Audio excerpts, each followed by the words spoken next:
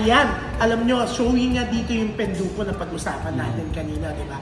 Eto, titignan ko yung reaction nyo. Sa 10 pelikula, bukod nga sa Penduko dahil showing dito, ano-ano pa yung mga gusto nyo mapanood? Ako gusto ko talaga mapanood ang Rewind, ni Marian at Vico. Aside from Rewind, gusto ko mapanood yung kay Eugene Domingo at saka Becky Embadera. Oo, as a comedian. As a comedian. So, parang gusto mo sa tumawa. trailer pala, no? Ako naman gusto ko yung Firefly. Kasi I'm more into documentaries. So parang fantasy kasi. Alam mo talaga, parang umiiba siya. Tsaka daw may naman salita siya, talagang pinag-aralan. Correct. Pag ikaw, anong gusto mo? Gusto ko panood yung kay Eugene Again Poco. Parang gusto ko na maging Becky Embadera. happy ang vibe. At saka yung kay Vilma. When I met you in Tokyo. Nakita niya doon sa Tokyo. Yun yung gusto kong malaman. Pero syempre siya ang best actor. Congratulations! Sandali. So, kagabi nga kasi ginanap sa Newport Theater yung Gabi ng Parangal. At syempre, ang mga nanalo, Best Feature is Firefly, Vilma Santos, Best Actress for When I Met You in Tokyo, Cedric Juan, Best Actor for Gumborsa, Miles Ocampo, Best Supporting Actress for Family of Two, JC Santos po ang Best Supporting Actor for Malyari, Yuen Mikael, Best Child Performer for Firefly, di ba Benji?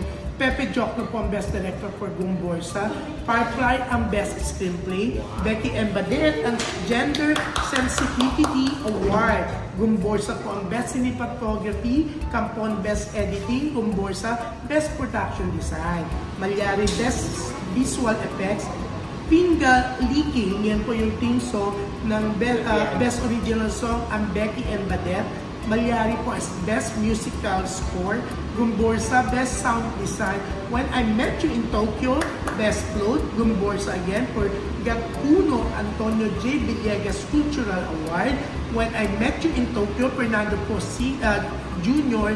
Memorial Award for Excellent, at si Mother Lily Monteverde po ng Regal Films ang pinarangalan Special Award bilang Marichu Vera Perez Maceda Memorial Award. Congratulations! So, congratulations sa mga wian. So, ano masasabi nyo na Best Picture ang Firefly? Ikaw, gusto mo siya, Benji? I think well-deserved naman. Nakita ko naman yung trailer niya. Talaga sa trailer pala, talagang grabe. Best Picture na. Pero si Miss Vilma Santos bilang Best Actress, kinambog niya lahat. Pero sabi ni Ate B kasi nung una, hindi rin siya nag-expect. Nag-expect ako eh. Bilmanyan ka? Hindi naman. Charot. Charon yan? Charon yan. Binibiro na po kayo ni Benji. Pilita ko rames po talaga gusto niyo. Pero si Cedric Juan ng Gumborsa ang winner. Kilala niyo ba siya? Hindi. Ikaw kilala mo ba? Hindi. Pero yun nga, dahil daw sa award na to, ay bobongga ang career next year ni Cedric Juan. So congratulations, hindi ka kilala ng tatlo ha.